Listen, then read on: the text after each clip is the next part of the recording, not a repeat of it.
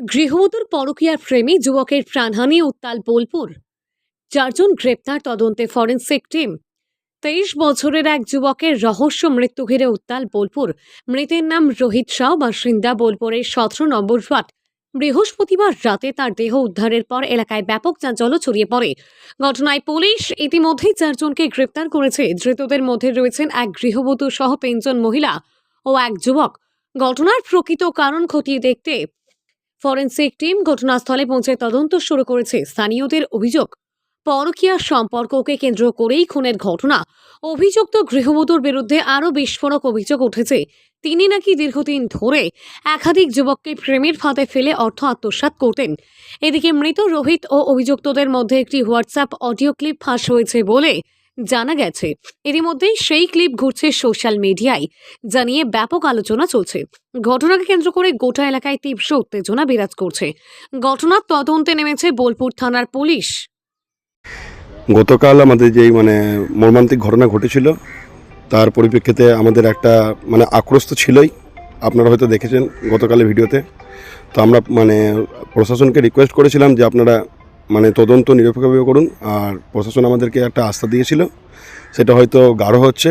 প্রশাসন যেটা কমিটমেন্ট করেছিল সেটা হয়তো তারা কাজটা আরম্ভ করে দিয়েছে। আমরা প্রশাসনের অনেকটাই কৃতজ্ঞ যে ওরা কাজ আরম্ভ করেছে। আর আজকে ফরেনসিক ডিপার্টমেন্ট থেকে তারা নমুনা সংগ্রহ করতে এসছে। এখনই যেখানে মাচাতে বডি পাওয়া গেছিলো ওখানে অলরেডি কালেকশন করা হয়ে গেছে। এখন যে পিছনে বাড়িগুলোতে যে আমাদের সন্দেহ যেখানে ওখানে হত্যা যেখানে করা হয়েছিল, বাকি ওগুলোতেও ওনাদের কাজ চলছে।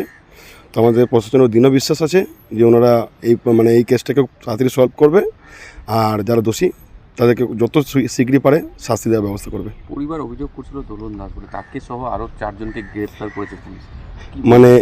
রোহিত সাউ যাকে হত্যা করা হয়েছে, ওকে একটা মহিলার পক্ষে সম্ভব নয় হত্যা করা। তার সঙ্গে করা পরিবার তো জড়িত আছে, তার সাথেও আরও কিছু গণ্যমান্য ব্যক্তি জড়িত থাকতে পারে।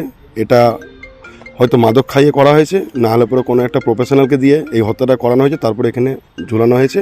তো ইনভেস্টিগেশন চলছে, আশা করছি সঠিক তথ্য বেরিয়ে আসবে। এই যে ফরেনসিক টিম এসছে, এটা দেখে কতটা আশাবাদী? যে না, আমি গতকালও বলেছিলাম যে আপনারা আমাদের এসডিপিও সাহেব এসেছিলেন, উনি আমাদেরকে আস্থা দিয়েছেন যে যেটা হবে নিরপেক্ষ হবে।